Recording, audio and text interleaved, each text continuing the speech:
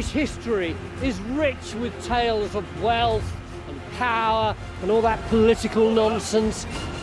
The glamour of our kings and queens, the jewels and furs and charisma, and all those heads being chopped off. But what about the real people who made everything happen? Rig Boer! I'll discover what they ate.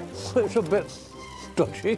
The challenges they faced. Stuff this for a game of soldiers. And how they built Britain. That's straight as a die. I'm going to uncover the extraordinary lives of some of history's ordinary people. Romans. It's quite a weight on my head, I have to say. Edwardians. Breathe in, madam, breathe in. 1950s. Put the needle on the record. Ooh, really soft brakes, takes ages to stop it. And the Middle Ages. There's the executive model inside the house. Whatever. History from the bottom up.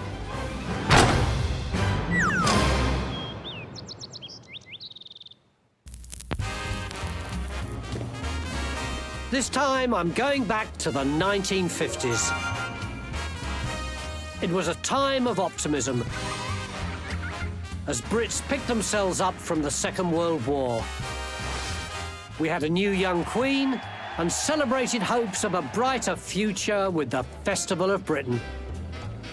When I was a kid in the 1950s, it never occurred to me that it was a particularly special decade. As far as I knew, it was just the way the world had always been. I had no understanding that for the older generation there'd been a terrible depression followed by a ghastly war. And I certainly couldn't imagine life without the NHS. July 5th, the new National Health Service starts. But it was just getting going. And the early 50s saw a massive recruitment drive for nurses. They came from across the world, from the West Indies to Ireland. Part of an unprecedented period of immigration that bolstered both the NHS and the impoverished British economy. Mary Powell had dreamt of becoming a nurse since she was a small girl growing up in Ireland. She couldn't afford tuition fees, but in Britain, the training was free.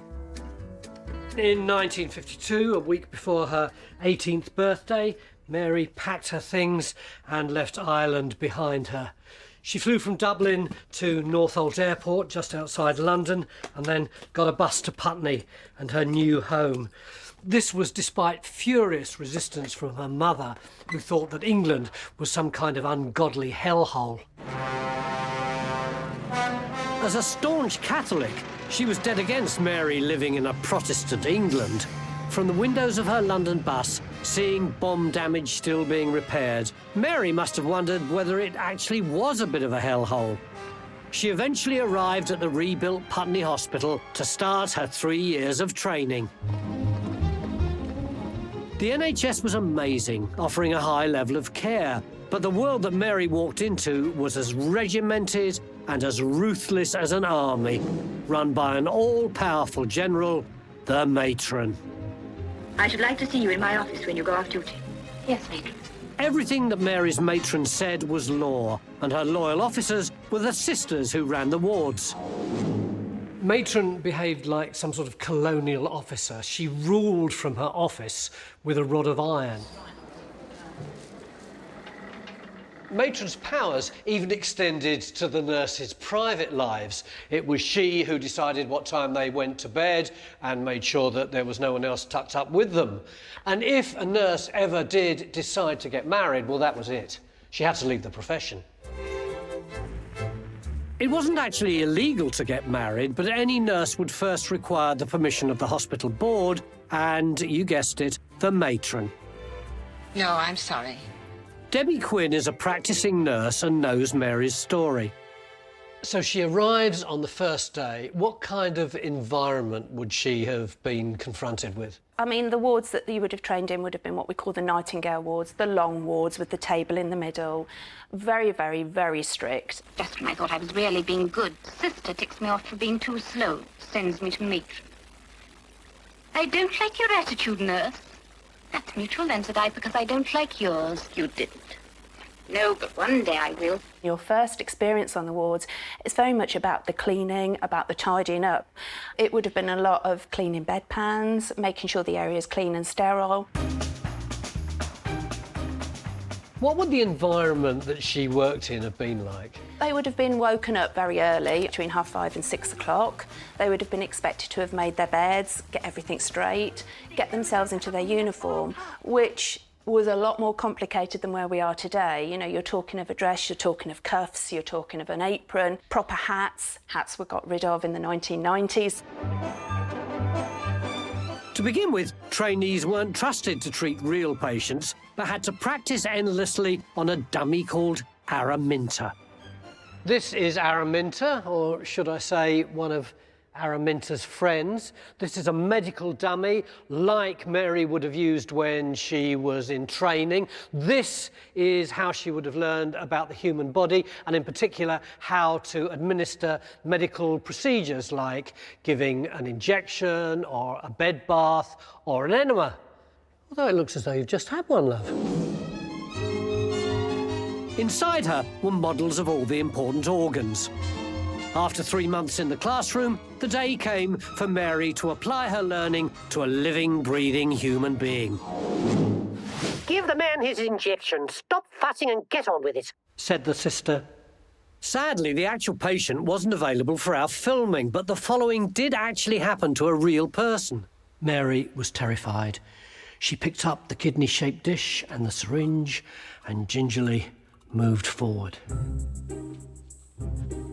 Mary had been provided with a thick antibiotic mixture that had to be injected right into his bottom. She tried to stay cool. Mr. Brown, she said, I'm just going to give you a tiny injection. Would you mind rolling over onto your side and dropping your pyjama trousers? And then, bam, she administered the injection. But it didn't go into the muscle as it was supposed to, and his bottom swelled up. Mary was in floods of tears. She thought she'd get the sack. But all the sister said was, toughen up, Powell. Mr. Brown eventually recovered and told Mary, never mind, it could have been worse. But worse was to come. Mary also had to learn to support the consultant surgeons during operations, and found their bombastic attitude a little alarming. Forceps. Forceps. Scalpel. Scalpel. Spleen. Yes. Cracking game of golf with Carruthers on Sunday. There's the gallbladder. Leg coming off. Dirty nurse. Her first role as a student nurse in theatre was what was known as the dirty nurse. What's this expression, a dirty nurse?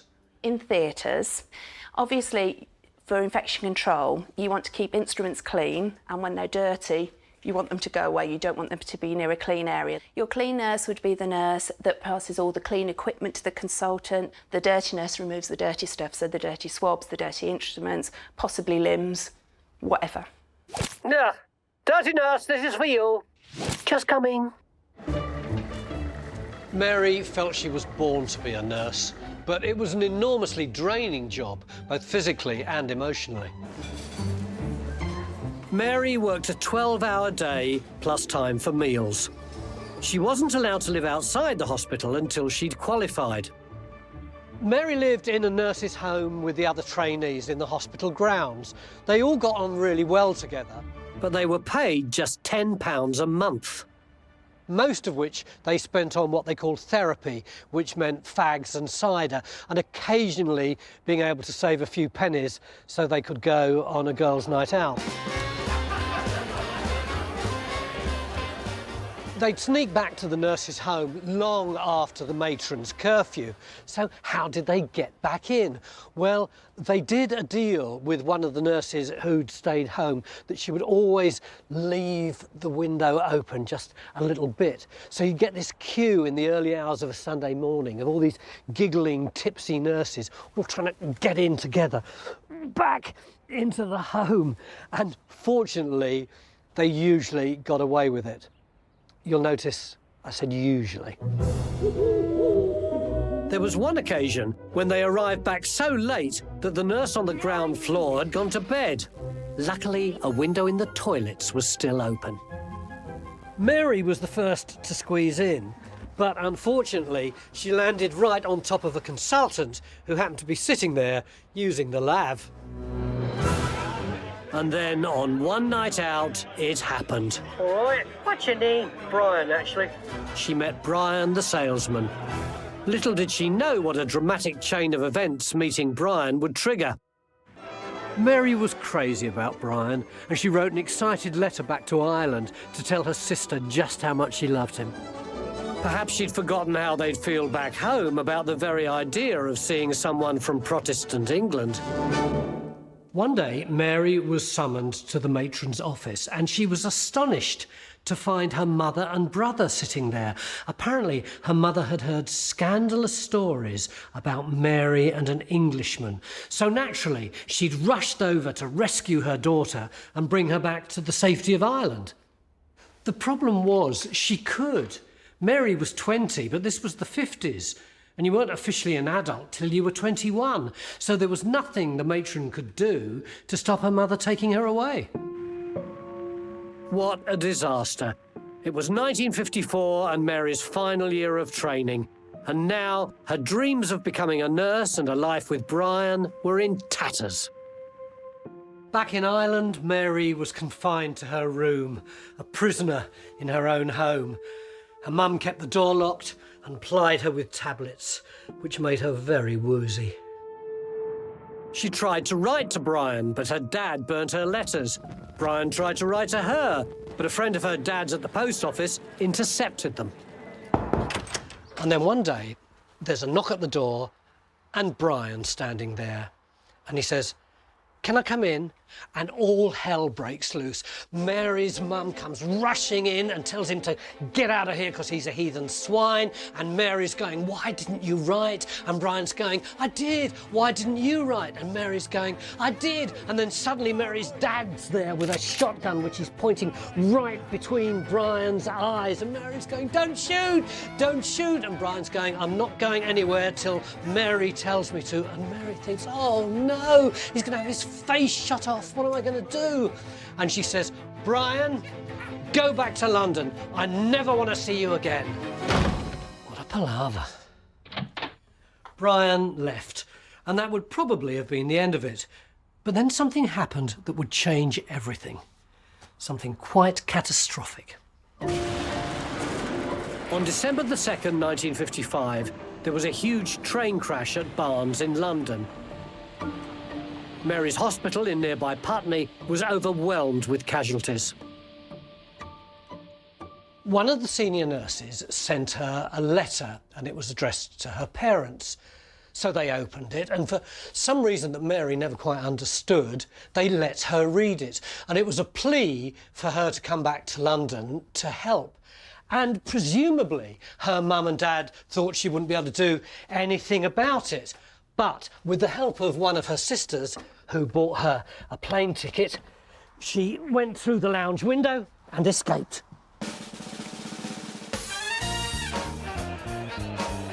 She returned to Putney Hospital.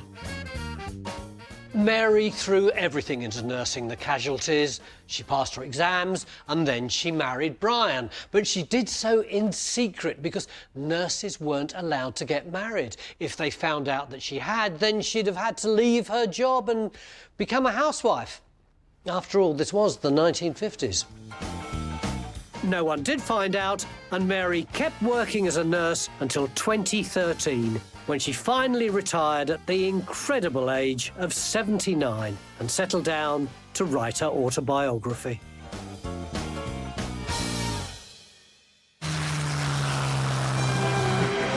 With the war well and truly behind us, the government stopped recycling metal for the war effort. But there was still a pressing need to recycle to support British industry. There are thousands of houses all over the country with attics or lumber rooms just like this one, full of broken or discarded articles made of iron or steel, useless to the owner, but valuable as scrap when it goes to the furnaces of the country's steelworks. So there was a niche to fill, an opportunity for the rag and bone men. Hurry up, you lazy nag. But they were being run ragged. Oh, give me a break. Reinforcements, though, were on the way.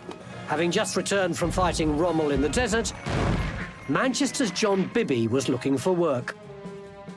Apart from being a war hero, and there were plenty of those about, one thing John had in his favour was that he was as strong as an ox, and he didn't fancy working indoors, so he applied to be a tatter.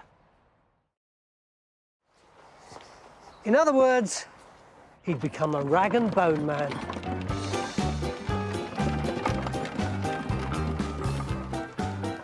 It may not sound all that, what's the word, aspirational to us, but back in the 1950s, there was something of a rag and bone man renaissance going on.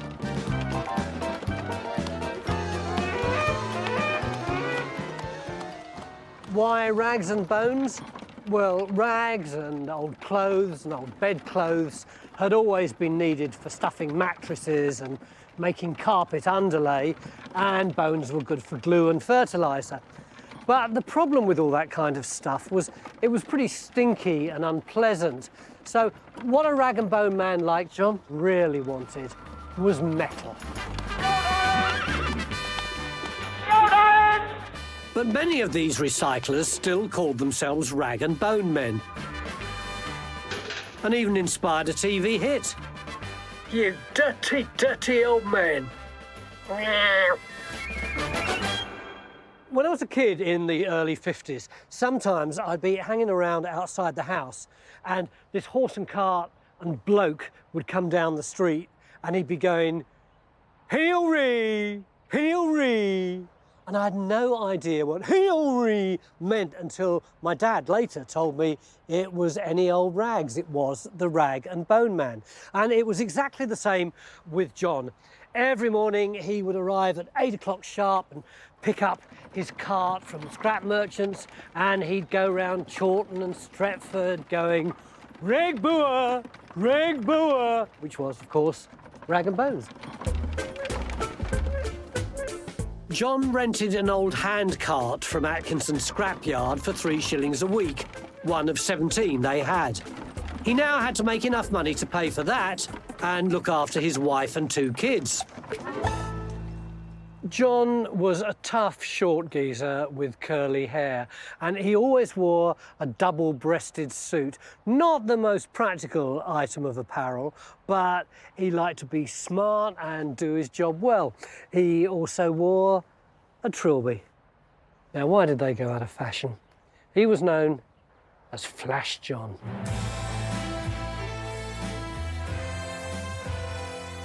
John began his day by prowling the deserted streets of Manchester, up and down, until eventually...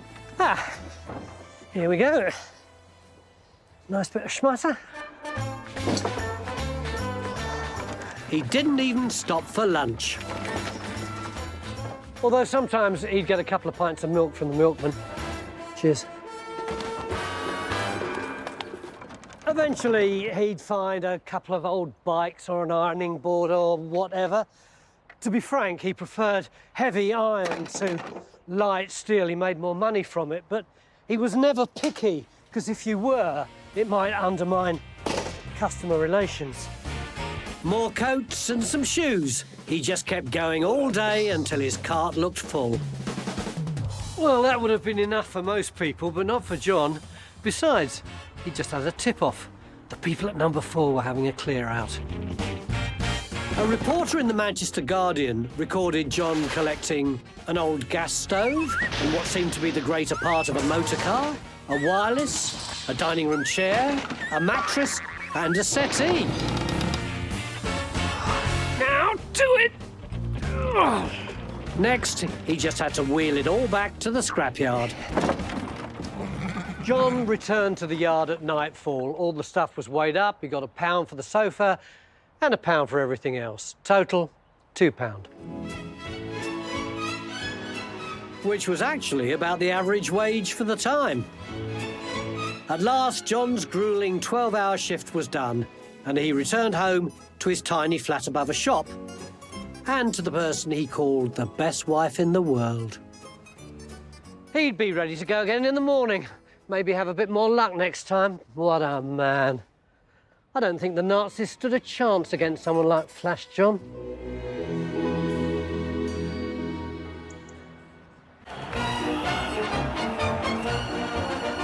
The end of the war saw 3 million men return to Britain looking to resume their lives. Which meant that the women who had taken traditionally men's work were now expected to step aside, sweetened by the promise of a brave new future in the kitchen. A bit like those glamorous Americans. America was leading the consumer boom, and Brits wanted some of it. But the reality was harder for the ordinary family. Rationing was still in place until 1954. Money was tight. From some of the films at the time, you'd think that the 50s was a great step forward for women in terms of domestic technology. But was it really? Not if you were a working-class woman like Doreen Turner. Here she is, getting married to Ron in 1948. Having fought at Dunkirk, Normandy and Arnhem, Doreen's husband slotted back into a career making tractors. Doreen, though, had to jack her job in and think about homemaking instead. Unusually for a working-class couple, Ron and Doreen shelled out to get their own place. They had a nice terraced house in Nuneaton, 3 bedrooms, one for Ron and Doreen, one for all the boys, and the other for all the girls. But they were very short of money, so they had a lodger. And he slept downstairs in the front room. The house still had an outside loo and coal fires, but no heating at all in the bedrooms. Historian Dr. Ray Ritchie can fill me in on 1950s women's lifestyles. She also happens to be Doreen's great niece. Is this kitchen like the one that she would have done all her work in? It's probably a lot more colourful than the one she'd have done her work in. So you may have had like one cabinet like this, but actually a lot of it would have been from a much earlier period because not everybody in the 50s had a 1950s kitchen. But people started to add things. So you might have started with an electric iron and then maybe a twin tub, but not an automatic washing machine. So that still involved quite a lot of labour, not as much as a dolly and a mangle would have done, but, you know, still quite a lot of work. Doreen didn't even have a twin tub, let alone a fancy refrigerator. The meat was stored in the pantry meat safe. Food went off really quickly, so she'd have to go shopping every day. Ron's wages only covered the essentials, so the catch was, if Doreen wanted all the latest labour-saving appliances, she'd need to work twice as hard and get a job. See that Debenhams? It used to be J.C. Smith's, and that was the biggest department store in Nuneaton in the 1950s, and it's where Doreen worked. It was like a 50s fantasy.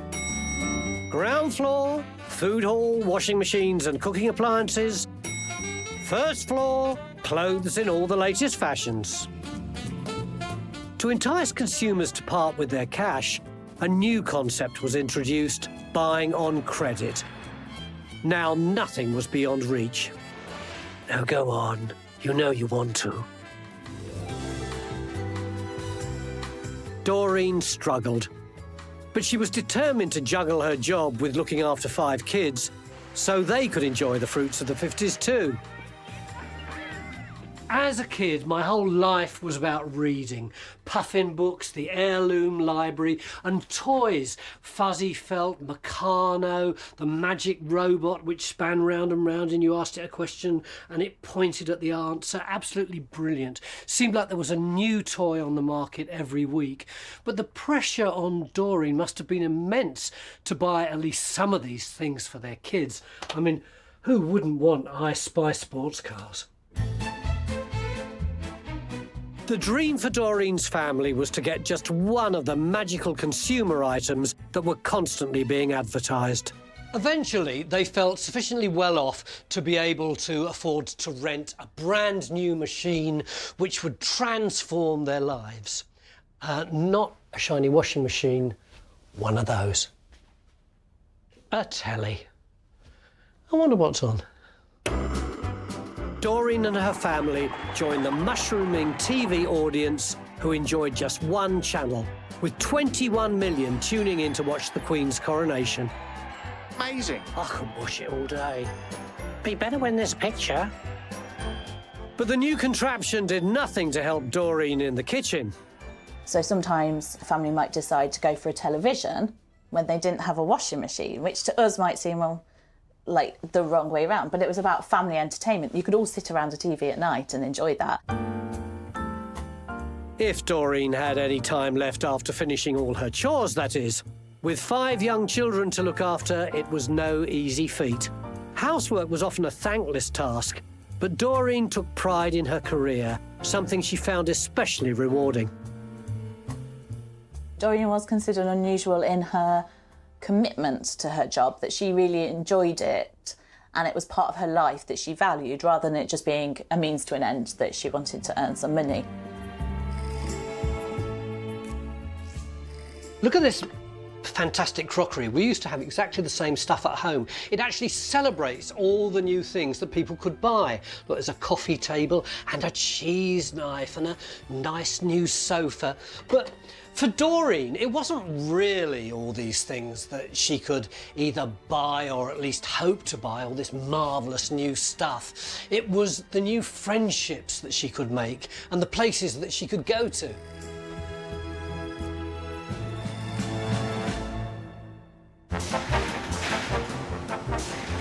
In the 1950s, manufacturers retooled to supply the increasing demand from ordinary Brits hungry for American-style luxury. Leading the way was American giant Ford, which transformed its Dagenham factory into the biggest in Europe, employing 50,000 workers to make 1 in 3 cars sold in Britain. Roy Nightingale was thrilled to get a job there. During the war, Roy was captured by the Germans and forced to work in a Nazi labour camp as a miner. He had to work really hard, otherwise he'd have been shot. So the idea of working here at Ford's must have been a dream. Roy lived with his family in a flat in a rundown 4-storey house in New Cross, South London, one of the poorest parts of the city. Daughter Jean was a child at the time. There was one loo on the ground floor, and that had to service all 4 levels, and a lot of the rooms rented out were to, you know, people like the railway workers, and they would go out on the lash on a Saturday night, and of course on the Sunday morning it was like pretty horrendous, and Mum used to have to clean it all up.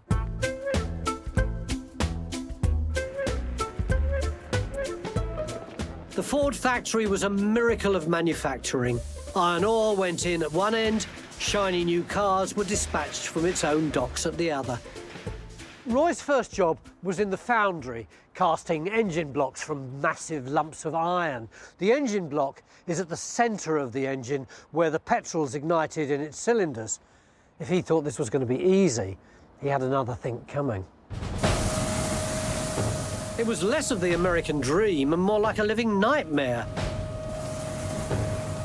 Working in temperatures of 50 degrees while inhaling thick metallic dust, Roy and the team could only work for 30 minutes at a time. Your dad's work was pretty tough, wasn't it? Yeah, and because of his experience in the war, he didn't mind the graft. It was to provide for the family, so he was happy to do that. He took 1 day off when he was really ill with flu. That was the only day he ever took off. He was religious, he used to get there early, he would be the last to leave, but he also had a great sense of humour, so he was never, like, miserable or grouchy. But yes, the work was hard. Apart from the heat, it was ear-splittingly loud and very, very dirty. Roy's overalls would get so filthy that it would take his wife Rose 2 days of scrubbing and wringing them in a wash tub like this, which of course made her hands all chapped and cracked, just to get them ready for work again. But Roy never really saw his pay packet. What was this business about the pay packet on paydays? Mum always went down to Ford's Friday lunchtimes to pick up Dad's wages, which was always paid in cash. Yeah. Because she didn't trust my dad, because the men would often spend it in the pubs or down the bookies. She knew by then, keeping hold of the cash, that it would go on the right things, i.e. food and rent and all the rest of it, Yeah. you know. But I think it was standard practice. Roy survived the foundry and got a job on the production line.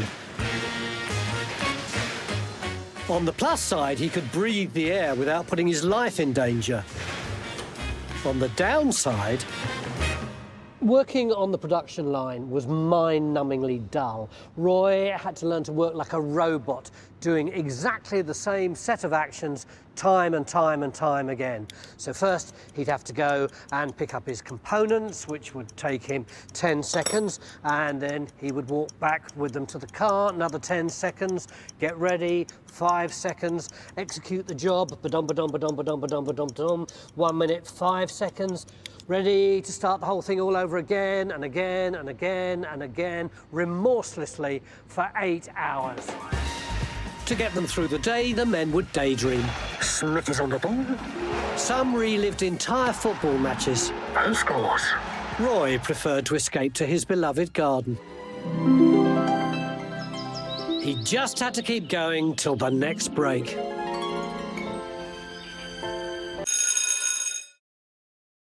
They had 2 half-hour breaks, and the toilet breaks were strictly supervised by the foreman. You had 2 minutes, absolutely not anymore. If you went on any longer, the foreman would look at his watch and then he'd issue you with a warning.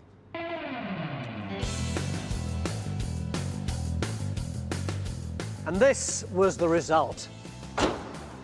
The Ford Consul, one of the great Fords of the 1950s. Isn't it absolutely gorgeous? Look at those lines. It's quite likely that Roy was actually involved in making this very car.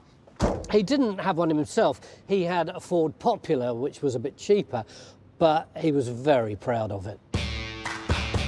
Cheaper car ownership transformed weekends. No longer reliant on public transport, Brits enjoyed family day trips.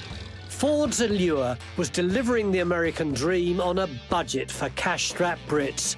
There was something for everyone, from the flashy Consul to cheaper family cars such as Roy's Popular and this 50s Anglia.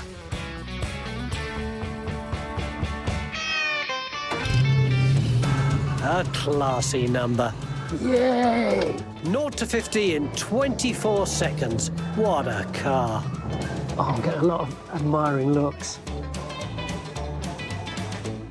Oh, really soft brakes. Takes ages to stop it.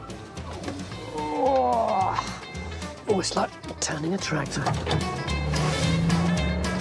One feature about this car is that the windscreen wipers go faster the slower the car goes. And if you wanted a heater, you had to pay extra. Lovely motor. I'd forgotten how underpowered these cars were compared with ours.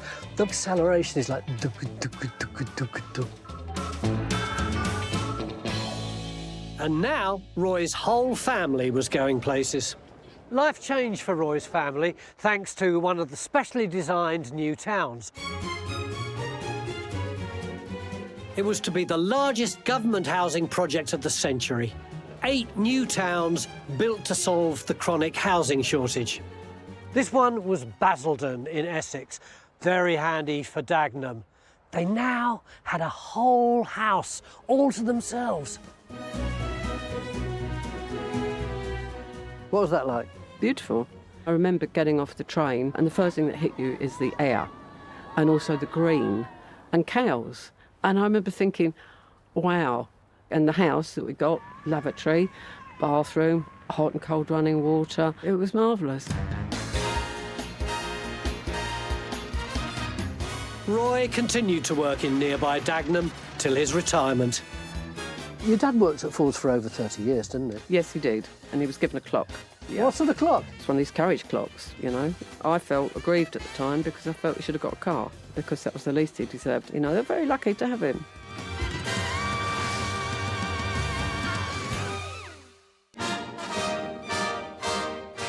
The 1950s saw Britain's place in the world change dramatically as its remaining empire began to disintegrate. But 3.5 million of the empire's subjects had fought in the war for what they called the mother country and still felt close to Britain. One of them was Alan Wilmot, who served in the RAF. But his job didn't involve flying planes. He used a boat to rescue airmen who ditched into the English Channel. There's the British Spitfire. Which was actually a very dangerous job because search and rescue teams were often targeted by German warplanes.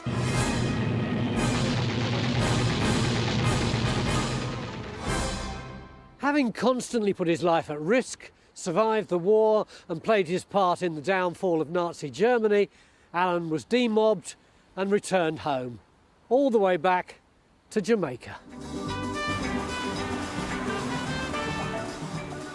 Alan's great passion was music, and he was a fine singer, but it didn't make him a living. Even though he was well educated, opportunities were few and far between, as Jamaica was still a British colony, and the top jobs were taken by white men. So Alan decided to risk everything and return to Britain.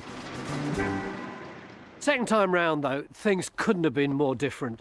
People would come up to him and say, "Oi, what are you still doing here? Don't you know the war's over?"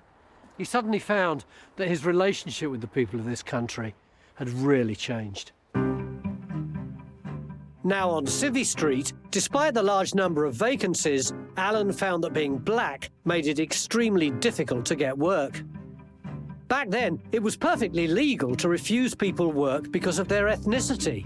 Alan couldn't even find anywhere to stay. Landlords really did put up signs saying, "No blacks, no dogs, no Irish." This, of course, would be illegal today. That kind of attitude makes you wonder what some Brits thought they'd been fighting Hitler for in the first place. Alan was so desperate for somewhere to stay that he'd catch the last underground train and sleep in a carriage overnight. All rooms have an excellent view of Hounslow sidings. There is no minibar available. Then he'd travel back the next day to continue his slog in search of work. Welcome to Waterloo Station. Washing facilities are conveniently located in the gents. When he did eventually find work, it was menial jobs. In the evenings, he began to sing in the new Caribbean music clubs in London and started dreaming of a career in music. Music and entertainment, to a certain extent, offered solace from what you would experience on the streets every day. Kevin Legendre is an expert in black music. The first black music I remember as a kid on the radio was calypso. It's really important. It's the heart and soul of the Caribbean to a certain extent because it gives people an opportunity to tell stories about their daily lives. But also, it's not just about what happens in the West Indies. You can write calypsos about the royals in the UK, and you can write calypsos about coming to the UK. Do we know whether Alan sang or wrote calypsos? I don't know whether he wrote calypsos, but he certainly got involved with a great calypso singer from Trinidad, who's Edric Connor. Edric Connor, Lord Kitchener, and a number of Caribbeans were part of the growing West Indian music scene. And that was where Alan wanted to be. So, with his brother Harold and a Jamaican friend, they formed a band called the Ken Hunter Trio. They're actually pretty good. They went on tour, played various clubs, but they didn't make much money. It beat sleeping rough on the tube, but he was restless. Alan felt he was destined for something bigger, and then the opportunity came. He and his brother got the call to come down to the recording studio and put the backing vocals on a record. The call had come from Edric Connor. Their recording went so well that they formed a vocal group called the Southlanders. Oh, sorry, this is probably a 45. Chipmunk remix. It is, isn't it? And their popularity began to take off. Put the needle on the record. I think I remember the song. They were to have a string of hits, including Alone, Mole in a Hole, and Put a Light in the Window. There's a house on the corner, on the corner of the street. It's actually incredibly commercial, isn't it? Well, we've been talking about like the ethnicity of calypso and all that, but this is a 3-minute single for a mass market. Yeah, and it's basically something which shows just how influenced they were by American models. Those like doo-wop type harmonies. rhythm and blues, doo-wop. This is something that would have been part of their basic vocabulary. Gonna climb them stairs, gonna ring them bells. Before I lose my nerves, I gotta ring. Is that Alan, that solo voice? I think so, but the interesting thing is that you hear how the Caribbean identity comes through at that point, because he's not saying ring those bells, he's saying ring them bells. His accent is unmistakable. Tonight, tonight, put a light in the window. The Southlanders were also a great live act and were soon supporting stars such as Cliff Richard and Shirley Bassey. While they were successful, were they making a lot of money? If you're talking about having that status in society and being accepted by the mainstream, then no. But he did have an E-type. He did have an E-type Jag, and I believe that he was stopped by the police for driving his E-type Jag, which again reminds us of the perils of being black at that point in time. But I think the other part of that story, which is quite funny, is that when it became clear that he was a singer and an entertainer of note, one of the officers asked for an autograph. So you never know when show business, yeah. When fame is going to catch up with you. Yeah. And that in itself is a very important thing. It's like you can have status as an entertainer, but when it comes to civilian life, doing something basic like getting a mortgage, no, it didn't happen. What happened after that? So the Southlanders, they kept going until the early 60s and then they broke up. Oh, tragic. It's worse than the Beatles splitting up. Well, the Beatles were one of the reasons why the Southlanders probably split up, because the arrival of the Beatles and the Stones and the whole rock and pop movement basically did for those groups who were very successful in the 50s. But Alan had had a blast, especially after such a difficult start. He did eventually even manage to get a mortgage through a Caribbean support group. And in 1964, he married Joyce, a nurse, also from the West Indies. After the breakup of the Southlanders, Alan eventually left the music business and returned to something a bit more steady, if not nearly as exciting. A telephone operator with the post office. Alan's is a wonderful story of heroism and optimism and ambition against all the odds. Amazing to think how many people his music must have cheered up during the 1950s. I rather think quite a lot of them would have needed it.